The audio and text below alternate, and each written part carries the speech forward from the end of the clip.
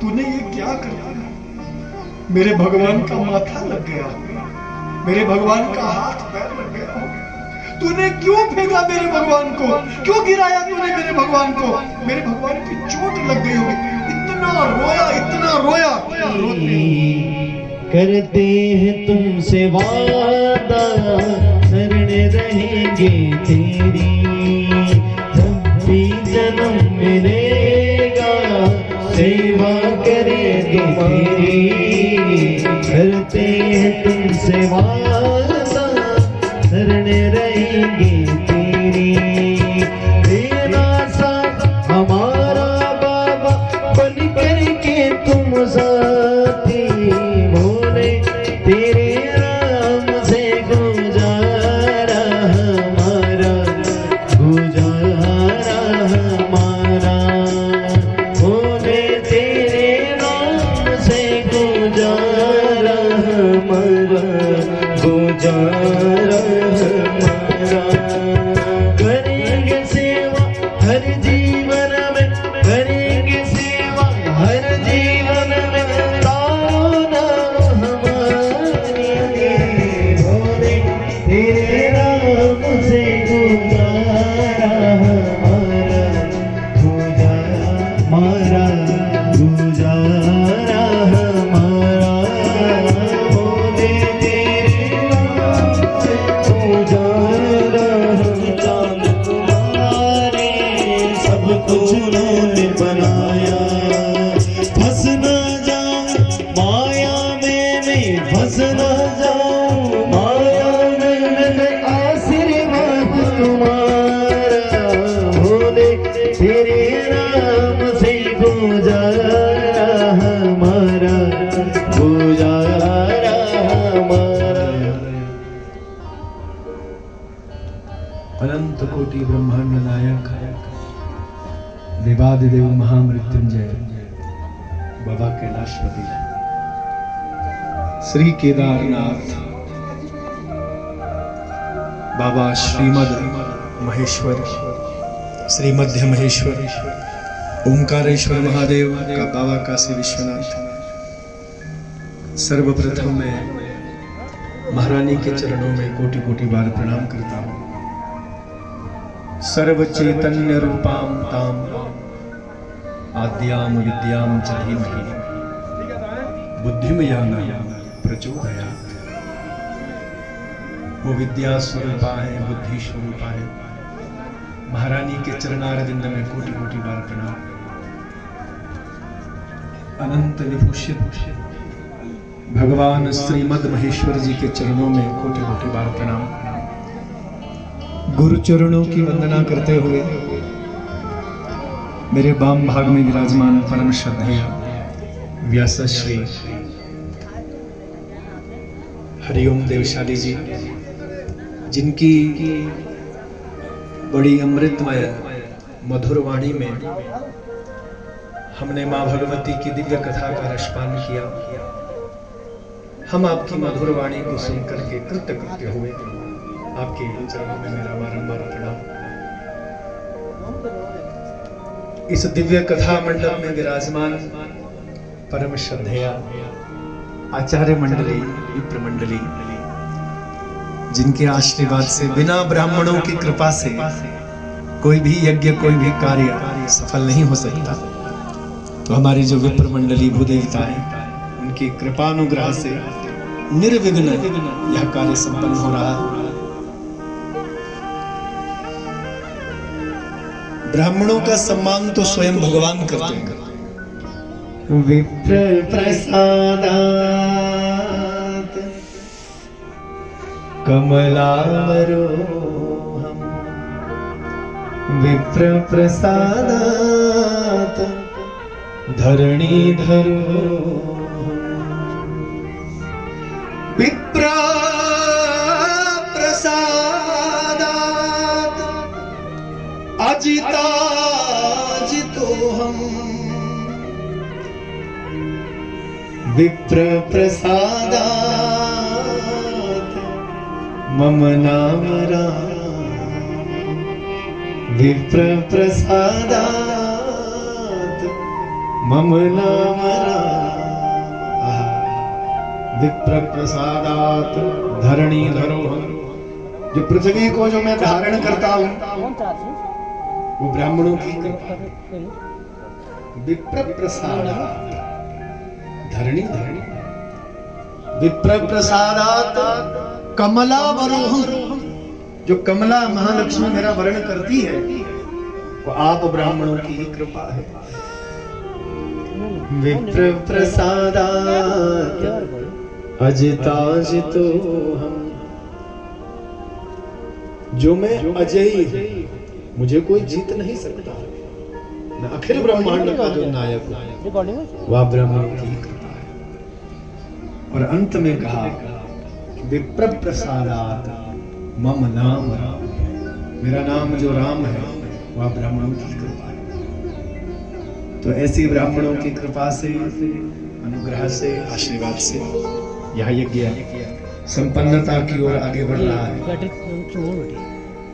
हमारे साक्षात शिव स्वरूप यद्यपि अभी यहाँ कथा मंडप में पधारे नहीं है, व्यस्त होंगे। रामेश्वर की स्थापना की, महादेव की स्थापना किया है। तो वो रामेश्वर के दो अर्थ हैं।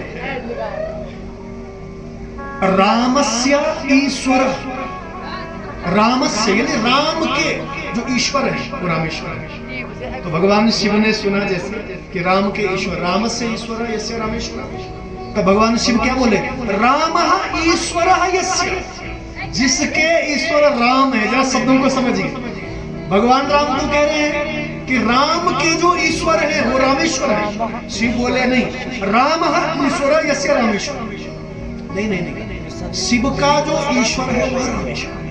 शिव का जो ईश्वर है वो राम, वो है रामेश्वर। तो दोनों के शब्दों में भेद है। राम से ईश्वर, राम के जो ईश्वर है वो रामेश्वर है। राम ईश्वर यस्य, राम जिसके ईश्वर है। राम ईश्वर यस्य, राम जिसके ईश्वर है वो रामेश्वर है। और रामेश्वर भगवान की महिमा बड़ी अद्भुत है कि गंगोत्री का गंगा जल जो चढ़ा है, बड़ी महिमा है। तम च गंगा जलेनेव स्नापयिष्यति वे नरः। तम च गंगा जलेनेव स्नापयिष्यति यो नरः। रामेश्वरं सद्भक्त्या सजीवन मुक्त एव हि। वो जीवन और मृत्यु के चक्र से मुक्त हो जाता है जो गंगोत्री का गंगा जल जो भगवान रामेश्वर को अर्पित करता है। तो माँ गंगा गंगोत्री के जल का। तम च गंगा जलेनेव स्नापयिष्यति यो नरः, जो स्नान करवाता है भगवान रामेश्वर।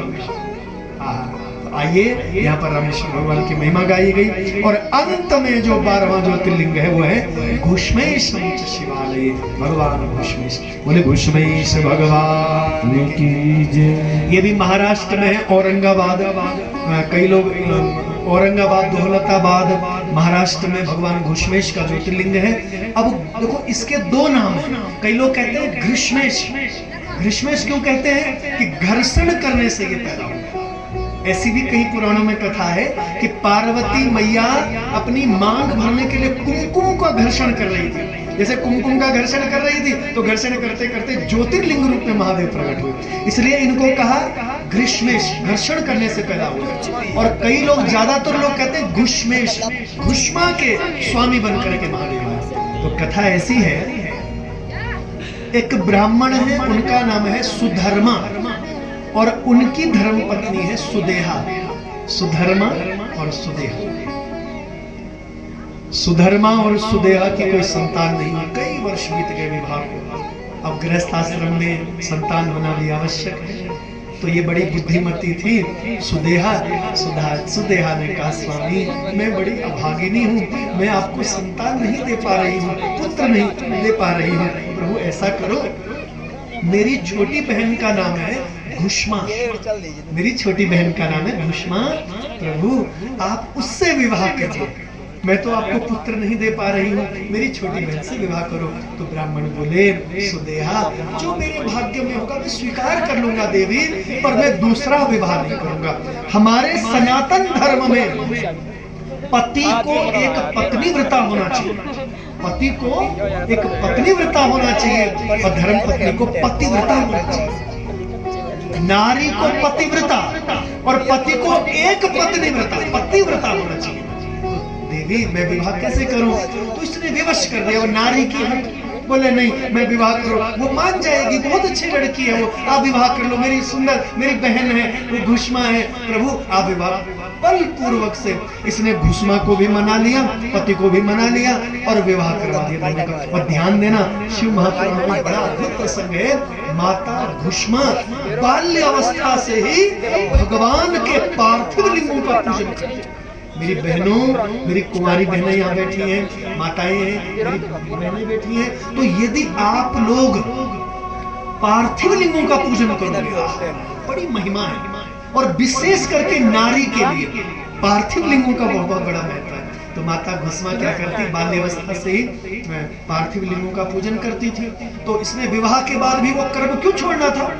रोज प्रतिदिन भगवान का पार्थिव लिंग बनाना, पूजन अर्चन करना, फिर पूजन के बाद विसर्जित होते हैं ना भगवान के पार्थिव लिंग, उनको विसर्जित कर देती।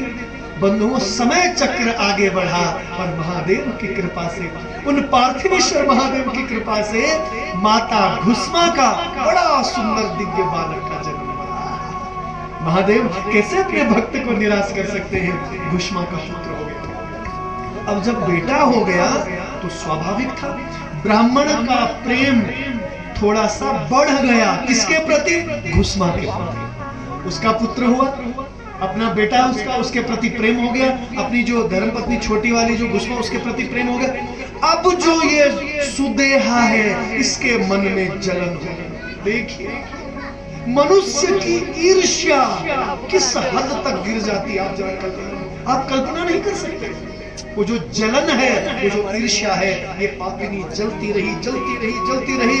अरे जब से ये दुष्ट हुआ है मेरे घर में, मेरे पति ने मेरी ओर देखना ही छोड़ दिया है, इसी को प्रेम करते हैं, इसकी माँ को ही प्रेम करते हैं। जब से ये दुष्ट हुआ वो विष इतना भयंकर बढ़ गया। एक दिन सुधर्मा और घुष्मा पूजा के लिए गए हैं, मंदिर गए हैं, इनका छोटा सा बालक सो रहा है। इस पापिनी ने तलवार उठाई और सोते हुए बच्चे के टुकड़े टुकड़े कर दिया। ईर्ष्या जलन, ये विष कितना भयंकर है।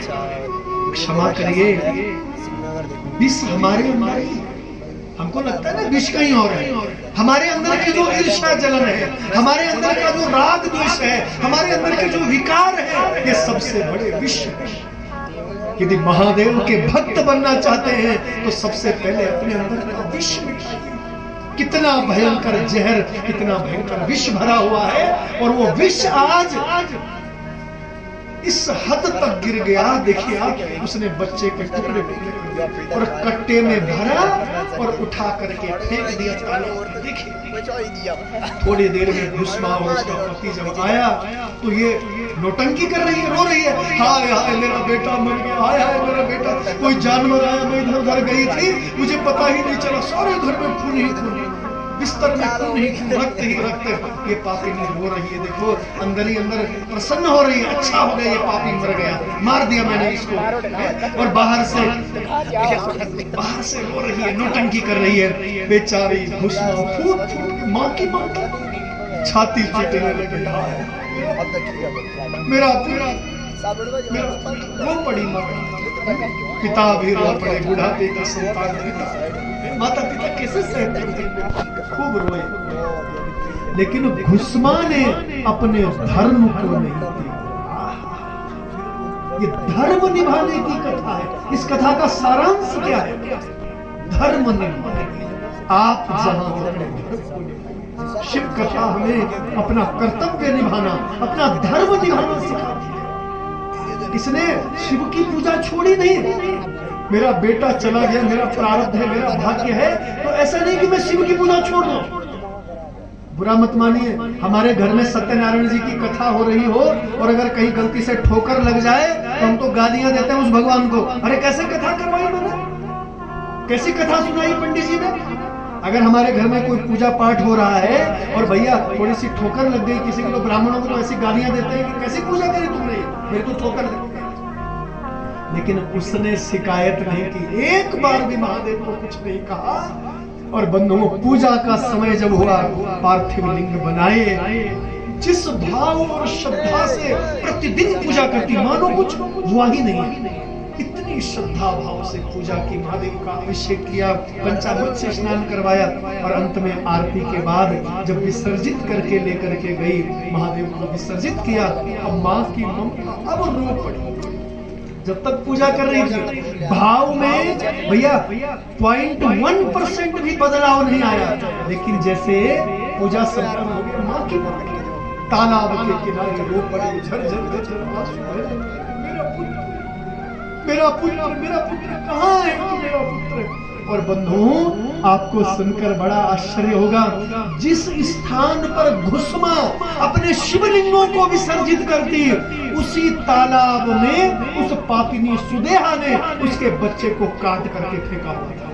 नजदीक वही तालाब रहा होगा, तो उसने उस बच्चे को काट के कट्टे में भर करके उसी तालाब में। भक्त वत्सल भगवान कितना दयालु है वो, कितना कृपालु है, अपने भक्त को कभी निराश नहीं करता है। मरा हुआ घुस्मा का पुत्र जीवित करके महादेव ने लौटाया, और उन पार्थिव लिंगों से महादेव प्रकट हो गए हैं ज्योतिर्लिंग रूप में। और उस दिन से महादेव ने अपना नाम घुस्मा के नाम से जोड़ लिया और कहा, बेटी तेरी भक्ति से मैं प्रसन्न हूँ, जब तक सूर्य और चंद्र रहेगा तब तक तेरा नाम अजर अमर रहेगा, जब तक मेरी ये कथाएं गाई जाएंगी तब तक तेरा नाम अमर रहेगा बेटी। तो भगवान ने अपना नाम घुस्मेश नाम रखा। बोले घुस्मेश्वर भगवान की जय। तो आइए, ये 12 ज्योतिर्लिंगों की कथा बहुत संक्षिप्त में श्रवण की। क्षमा चाहता हूँ, टाइम तो ज्यादा हो गया, पर क्या करूं, मैं भी विवश हूँ, कथा सुनानी थी। तो आइए, सबको प्रणाम, वंदन, अभिनंदन। एक बार पुनः हमारे सामने श्रद्धेय पुजारी जी बैठे हैं, जो साक्षात महादेव का स्वरूप है, जिन्होंने संपूर्ण जीवन महादेव के चरणों में अर्पित कर दिया है। परम श्रद्धेय श्री शिवलिंग शिव शंकर लिंग जी महाराज, आपके चरणों में प्रणाम। आपके बगल में आज कितना बड़ा सौभाग्य है हमारा कि हमारे दूसरे जो शिव अर्चक हैं, हमारे श्रद्धेय पुजारी जी, जिससे पूर्व यहाँ श्रीमद महेश्वर जी के चरणों में जिन्होंने सेवा की है, ऐसे परम श्रद्धेय पुजारी जी को मेरा प्रणाम वंदन। हमारे कई अतिथि लोग बैठे हैं, ग्राम सभा गोलार के हमारे प्रबुद्ध गणमान्य लोग बैठे हैं, सबको वंदन अभिनंदन करता हूँ। हमारे श्रद्धेय इस कथा के मुख्य यजमान परम श्रद्धेय श्री दिनेश कनौडिया साहब, आपका भी अभिनंदन। हमारी आचार्य मंडली, विप्र मंडली, सबको प्रणाम करता हूँ। और आइए, छोटा सा भजन गाते हुए आरती के लिए हम लोग आगे बढ़ेंगे। सब प्रेम और भाव से सब लोग आएंगे। सुबह से लेकर शाम हो गए, 4 बज गए, लेकिन अंत में एक मुट्ठी चावल की मैया की माँ की ममता, मेरा बच्चा भूख से तड़प रहा हो, अपनी चिंता नहीं, अपने पुत्र की चिंता। दौड़ती दौड़ती हुई आई, तुरंत चूल्हे पर चावल चढ़ाए और भात बनाया या खिचड़ी बनाई, जो प्रसाद तैयार किया। और प्रसाद तैयार करके अब आवाज लगा रही है, पुत्र आजा, प्रसाद तैयार हो गया, आजा। अब वो तो महाकाल की पूजा में बैठा है, उसे सुनाई नहीं। ओम नमः शिवाय, ओम नमः शिवाय, निरंतर जब प्रभावित था। अरे तेरे लिए सुबह से लेकर के मैं शाम तक भटक रही हूँ, एक एक दाना चावल ला रही हूँ तेरे लिए, तेरा पेट भरने के लिए, और तू है कि सुनता नहीं है। मैया को क्रोध आ गया, ये स्वाभाविक ही था। मैया दौड़ती भगती हुई आई, उसको धक्का मारा, उधर अपने बेटे को ऐसा धक्का मारा, इसकी पूजा कर रहा है ना तूने खाना छोड़ दिया। अरे मैं भूखी प्यासी तेरे लिए सारे गांव गांव भटक रही हूँ, एक मुट्ठी चावल लेकर के आई हूँ, मैं भी भूख से तड़प रही हूँ, लेकिन मेरी ममता है पहले तू खाए, लेकिन तू सुनता नहीं है। मेरे धक्का मारा, उधर इसकी पूजा कर रहा है ना, उठाया पत्थर और दूर फेंक दिया। ले अब कर इसकी पूजा, चल पहले खाना खा। करते हैं ऐसे बड़ा, उठाया वो भगवान और फेंका। ताम पूजा नासयामास क्षिप्त्वा लिंगं च दूरता।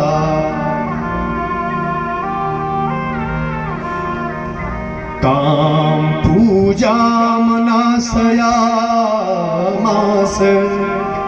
क्षिप्त्वा लिंगम च दूरता, उठाया वो शिवलिंग जो उसका भगवान महाकाल उठाया, फेंक दिया, ले कर इसकी पूजा, चल पहले खाना खा ले, इसकी पूजा में तू मेरी बात नहीं सुन रहा है, ले फेंक दिया मैंने तेरे भगवान। अब तो बच्चा रो पड़ा, तूने ये क्या कर दिया, तड़पने लगा जैसे बिना जल के मछली तड़पती, तूने ये क्या कर दिया, मेरे भगवान का माथा लग गया, मेरे भगवान का हाथ पैर लग गया, तूने क्यों फेंका मेरे भगवान को, क्यों गिराया तूने मेरे भगवान को, मेरे भगवान की चोट लग गई होगी। इतना रोया, रोते रोते मूर्छित हो गया। सुन लीजिए आप, मात्रा विनाशितां पूजा दृष्ट्वा देवस्य शूलिनः, जैसे महादेव ने अपने भक्त का यह भाव देखा कि मेरे लिए तड़प तड़प करके मूर्छित होकर के गिर पड़ा है, तो महादेव कितने दयालु हैं, आप कल्पना करें। देव देवेति चुक्रोश निपपात सा बालका, हे मेरा महादेव, हे मेरे प्रभु, मेरा महादेव, ऐसा कहकर करके मूर्छित होकर गिर पड़ा। महादेव ने जैसे यह भाव देखा अपने भक्त का, तुरंत उसी पत्थर के, जो पत्थर का शिवलिंग था छोटा सा, जो मां ने फेंका, उसी के अंदर से महादेव तत्क्षण प्रकट हो जाते हैं। बोले देवादिदेव महादेव की जय। अपने पुत्र को गोद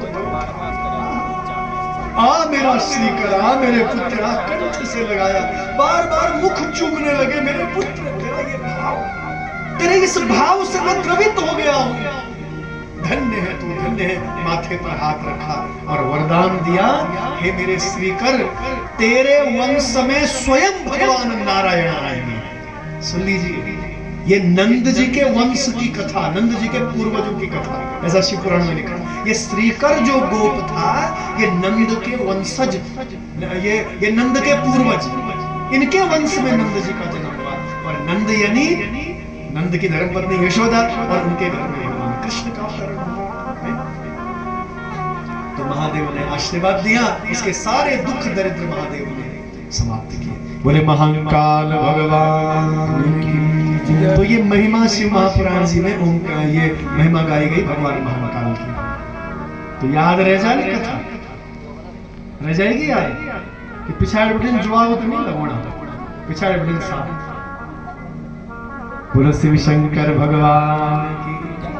कितने ज्योतिर्लिंगों की कथा सुन ली? सौराष्ट्रे सोमनाथं च श्रीशैले मल्लिकार्जुनम्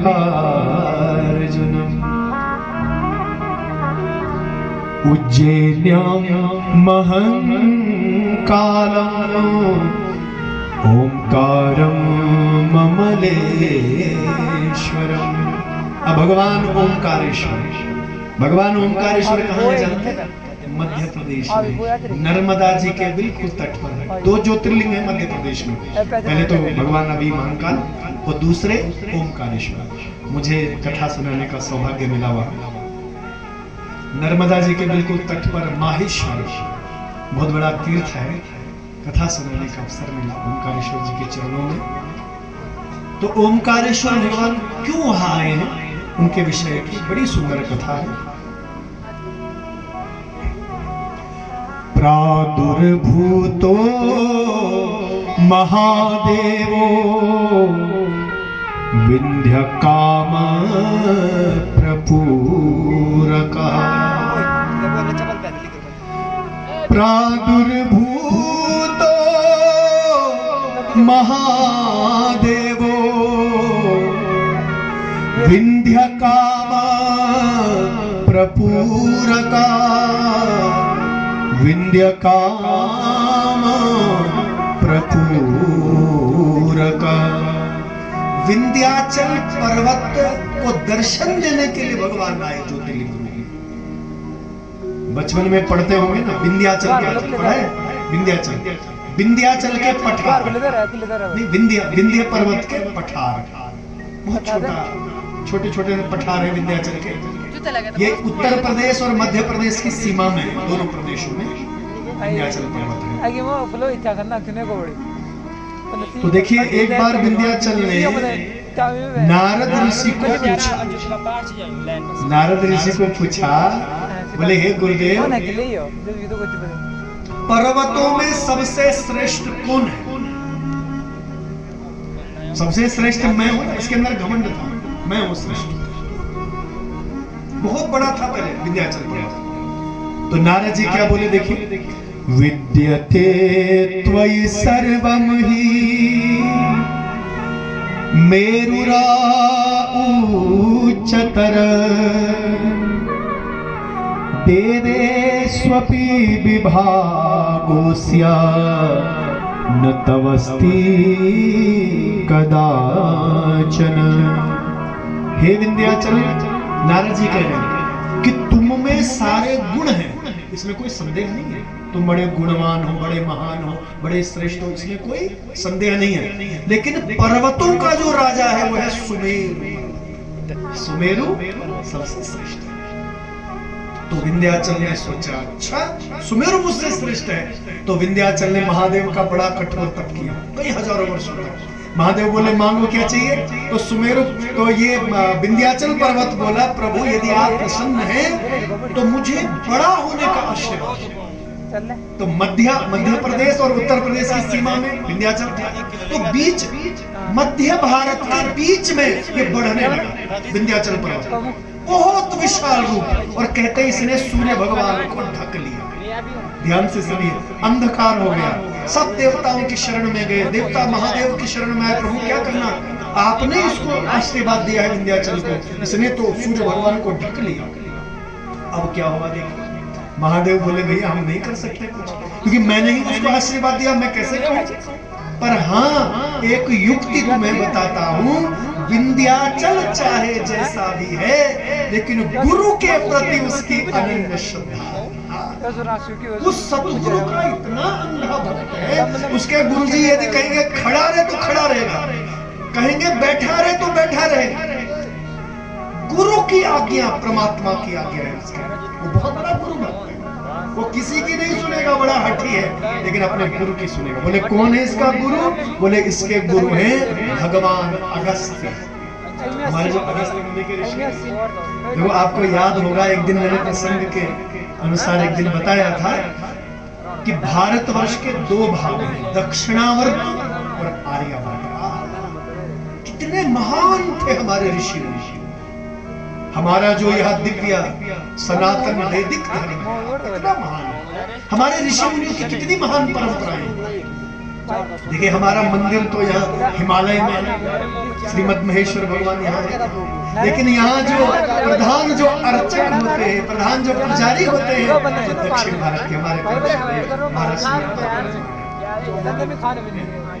तो कितनी महान परंपराएं हैं हमारे ऋषि मुनियों की, जिन्होंने दक्षिण को और उत्तर को जिन्होंने जोड़ा, जिन्होंने कहा कोई भेद है ही नहीं। पुराने जमाने में लोग भेद मानते थे ना कि ये दक्षिणावर्त है, ये आर्यावर्त है, लेकिन हमारे महापुरुषों ने, और उन महापुरुषों में सबसे पहला नाम, सबसे बड़ा नाम हमारे भगवान अगस्त्य मुनि का आता है।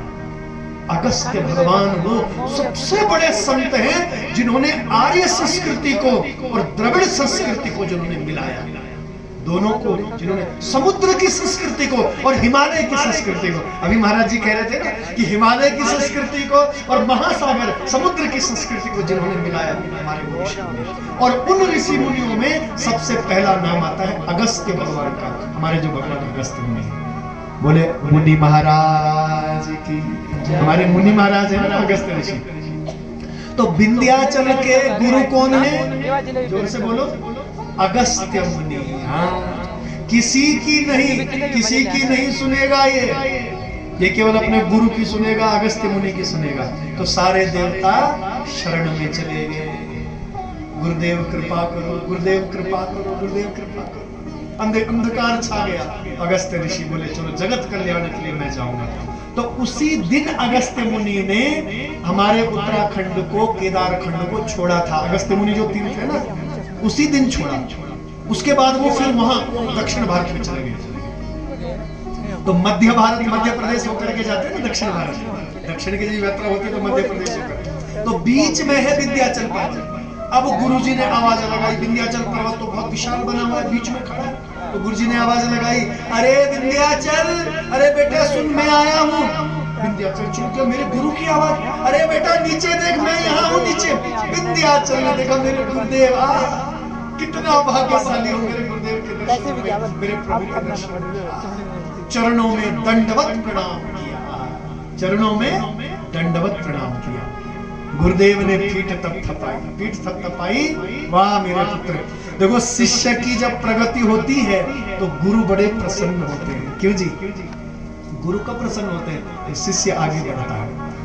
केवल 2 महापुरुष ऐसे हैं जो हमारी प्रगति से बड़े प्रसन्न होंगे। कौन कौन है जानते हैं?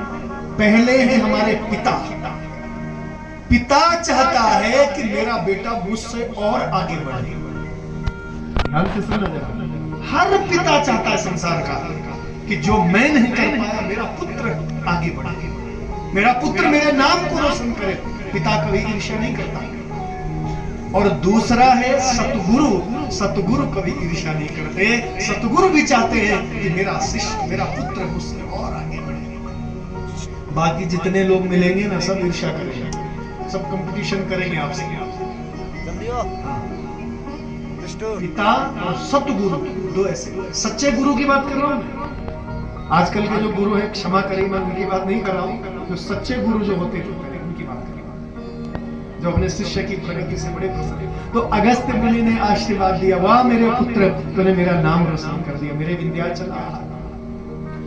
पर बेटा मैं तो ठहरा बूढ़ा आदमी और मैं जा रहा हूं दक्षिण भारत तीर्थ यात्रा के। अब तुझे कैसे पार करूंगा? तेरा तो बड़ा विशाल रूप है, कैसे पार करूंगा मैं विंध्याचल पर्वत को?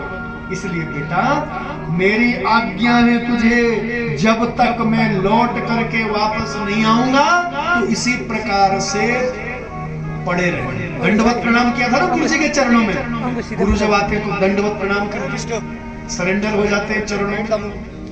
दंडवत प्रणाम किसे कहते हैं? जैसे डंडा पड़ा रहता है ना, डंडा, बिल्कुल गिर जाओ गुरु के चरणों में, महादेव के चरणों में।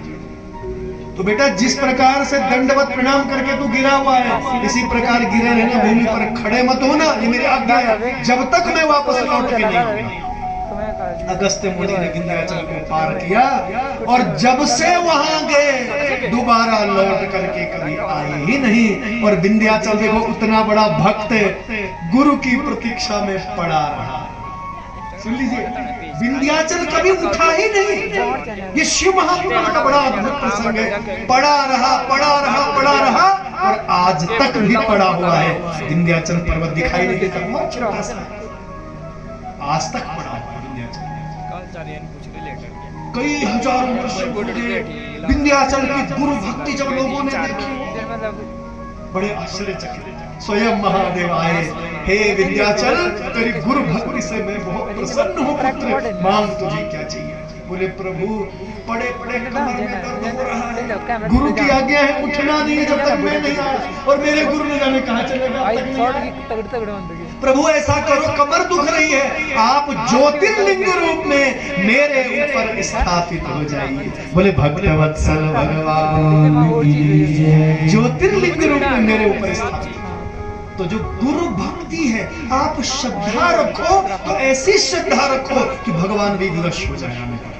ऐसी श्रद्धा होनी चाहिए। माता पिता के प्रति श्रद्धा हो, ऐसी श्रद्धा हो जैसे विंध्याचल की। गुरु के प्रति श्रद्धा हो तो जैसे विंध्याचल की भक्ति है, श्रद्धा है, वैसी श्रद्धा होनी चाहिए जो भगवान को आने पर नमस्कार कर दिया। और आपको सुनकर के बड़ा आश्चर्य होगा, हमारी माँ भगवती विंध्यवासिनी प्रयागराज और वाराणसी के मध्य में मिर्जापुर जनपद, मुझे कई बार महादेव की कृपा से वहां कथा सुनाने का सौभाग्य मिलता है।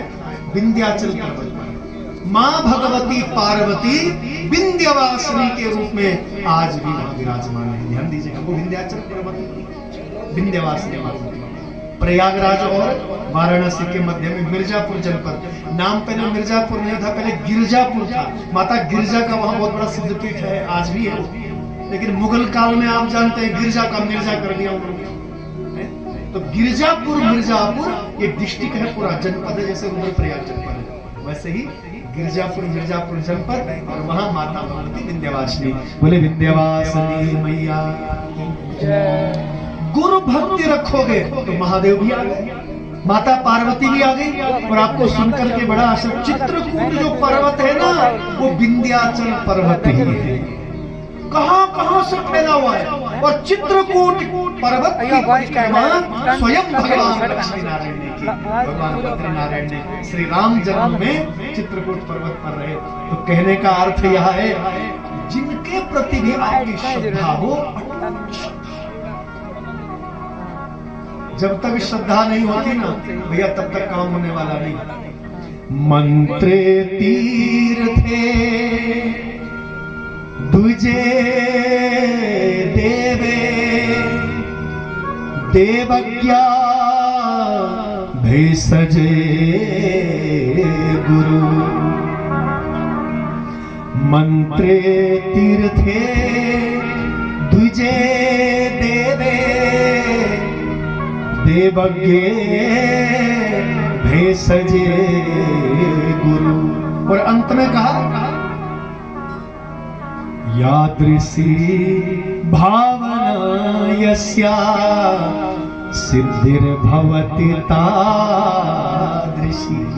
जैसी आपकी भावना होगी वैसे ही सिद्धि मिलेगी इतने लोगों के प्रति। मंत्र के प्रति जो गुरु ने मंत्र दिया, कोई महापुरुष ने जो मंत्र दिया उसके प्रति श्रद्धा। मंत्रे तीर्थे, जिस तीर्थ में रह रहे हैं उस तीर्थ के प्रति श्रद्धा। मंत्रे तीर्थे द्विजे मतलब ब्राह्मण के वाक्य पर विश्वास होना चाहिए। ब्राह्मण जो कर रहा है उस पर विश्वास होना चाहिए कि ब्राह्मण जो कर रहा है वो हमारे लिए, हमारे कल्याण के लिए कर रहा है। मंत्रे तीर्थे द्विजे देवे, देवताओं पर विश्वास। देवज्ञ मतलब ज्योतिषी, उन पर विश्वास। देवज्ञ भेषजे किसे कहते हैं? डॉक्टरों के लिए। डॉक्टर पर भी विश्वास होना चाहिए। विश्वास करते हैं ना डॉक्टर पर, है? तो ऑपरेशन थिएटर में जाते हैं कभी कभी, महाराज हे डॉक्टर साहब तेरे हवाले कर दिया, अपने आप को जो करना हो करो। डॉक्टर पर विश्वास होता है, पूर्ण विश्वास करना पड़ता है। और जहां विश्वास नहीं हुआ भैया वहां ठीक नहीं हो सकता। मंत्रे तीर्थे द्विजे देवज्ञ भेषजे गुरु। और आखिर में कहा गुरु के प्रति, जिनके प्रति भी विश्वास करे, प्रेम रखे, तो जैसे विंध्याचल में रखा है। तो ये ओमकारेश्वर भगवान। ओमकारम चैव यद्लिंगम एकम तच्चा द्विधागतम। है तो एक, लेकिन वहां दर्शन दो के होते हैं, ध्यान देना। ओमकारम ममलेश्वरम, ज्योतिर्लिंग दो है तो एक ही, लेकिन दिखाई देंगे दो, ऐसा शिव पुराण में। ओमकारम चैव यद्लिंगम एकम तच्चा द्विधागतम। एकम तच्चा द्विधागतम। एक है पर दो रूपों में। ओंकारम ममलेश्वरम, नर्मदा जी के इस पार तो ममलेश्वर है, और उस पार पुल करके पार करके जाएंगे नर्मदा जी को ओंकारेश्वर भगवान। ओंकारेश्वर क्यों कहा? नर्मदा जी का जो प्रवाह है वहां पर जो बहती है ना माता नर्मदा जी, तो कहते हैं माता नर्मदा जी भगवान का आलिंगन कर रही है महादेव का, ऐसा प्रतीत होता है। तो ओंकार स्वरूप वहां पर, ओंकार ममलेश्वर। तो ये ओमकारेश्वर भगवान का प्रसंग हमने सुना। अब पांचवें ज्योतिर्लिंग है भगवान केदारनाथ। बोले केदारनाथ भगवान हमारे स्वामी, हमारे जिनके चरणों में हम बैठे हैं, भगवान केदार। कई लोग कहते हैं कि भगवान शिव केदारनाथ पांडवों को दर्शन देने के लिए आए। नहीं, पांडव तो अभी हुए भाई 5000 वर्ष पूर्व, लेकिन केदार बाबा आज के नहीं है, वो तो सृष्टि के प्रारंभ के।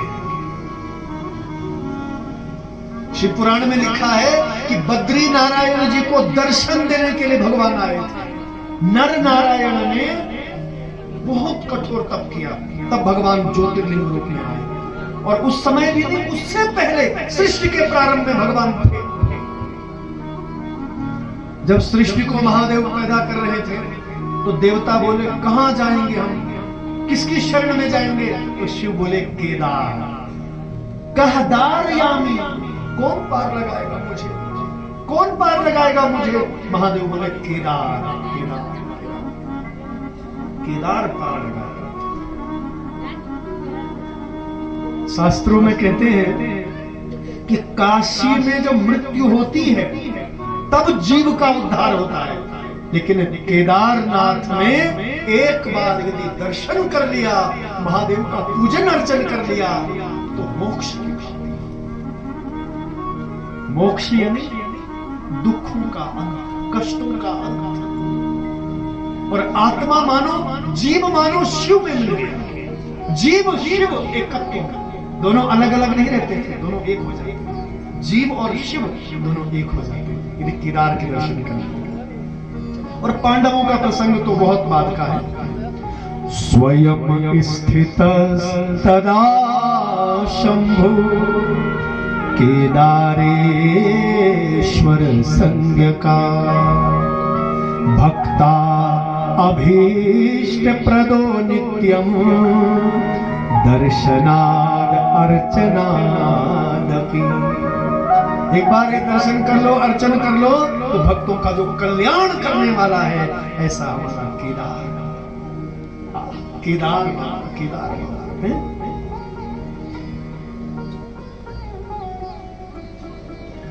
अस्य अखंडस्य सस्वामी सर्वेषु विशेषतः सर्व काम प्रदा शंभु केदाराख्यो न संशय। संपूर्ण मनोकामनाओं को पूर्ण करने वाला है। और केदारनाथ बाबा की महिमा क्या है? वैसे महाराज श्री यहाँ पर विराजमान है, इनके सामने में क्या कहूँ। केदारनाथ जी की महिमा है कि गौ माता का जो मक्खन है, घृत है, उसका जब आप लेपन करें महादेव का, केदार बाबा, तो बंधुओं फिर वो लेपन करने के बाद आप अपने शरीर पर उसको लगाएं। या महादेव के लिंग, शिवलिंग से आप अपने शरीर का स्पर्श करें, मानो भेंट लिया, भेंट लो महादेव, कंठ से लग। तो कहते हैं कि देहाभिमान भी तो नहीं रहता, जो शरीर का अहंकार है, मैं भाव है, फिर वो नहीं रहता। मैं भाव मिट जाता है यदि केदार बाबा को गौ माता का मक्खन और घृत से लेकर और उसको फिर शरीर पर आलिंगन किया।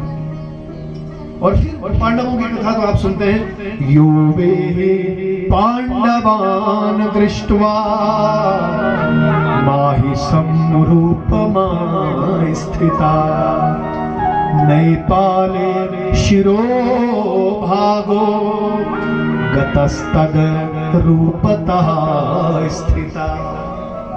नेपाले शिरो भाग, नेपाल में शिरो भाग चला गया। कथा सुनते हैं।